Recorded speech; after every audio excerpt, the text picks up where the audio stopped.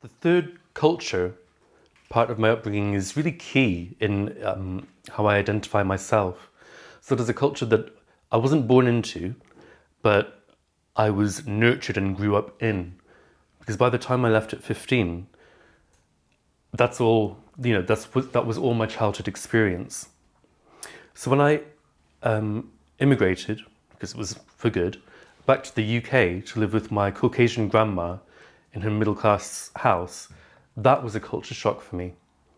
And conveniently or inconveniently, it happened to come out at around the same time as I had come out to myself. So not only was I on this new journey learning about English culture,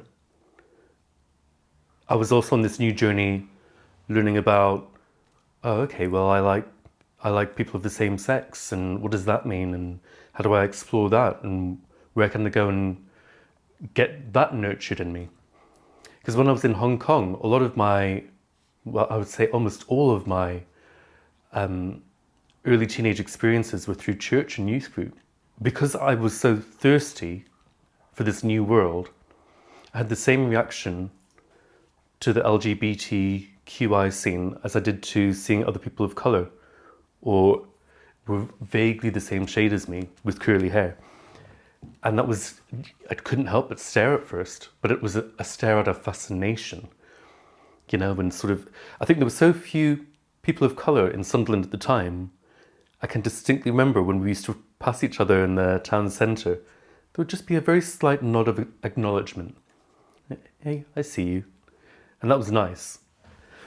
With regards to my race, I would say it's interesting. I've only started using my African name recently in social circles, and I applied for a few jobs recently, and I felt a little bit awkward. Not awkward, that's the wrong word. I was conscious of what name I was putting forward, because one of the differences nowadays is when you're filling in forms, not universally, but you get a lot more option with,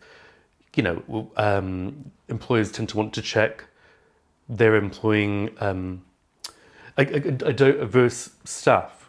So there's always the question, what's your ethnicity? Which always I find it more hassle than anything else. I don't mind saying it all. I'm not proud of any part of my heritage, but I kind of, there's always the temptation to just put other or just put nothing, because I feel like, do you really need to know? But then I think, so that's my first thought. My second thought is, historically, yes, because it hasn't always been this way. What would it be like, I often think to myself, or fantasize about, to go back to Hong Kong now, the place where I grew up, but never lived as an adult? What would it be like to go back and hear those, and see those spots that shaped so many of my childhood memories? What would it be like to smell those smells again, to ride on the trams again, to be in the central business district with all the tall, shiny buildings, or to cross on the ferry from the mainland to Hong Kong Island, and to see those faces that I grew up with? I think I would like to go back, and I don't know how it would make me feel. I don't know if it would be to go back permanently or not, because now it's like I have 1 foot in Hong Kong, 1 foot in England, and where does your heart lie? Where's your home? But when people ask me, I always say I'm from Hong Kong, which inevitably leads to them going, yeah, but where are you really from? Or what's in your blood?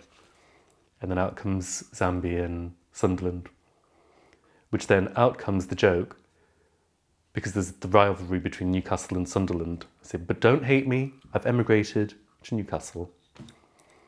And that's where I am now.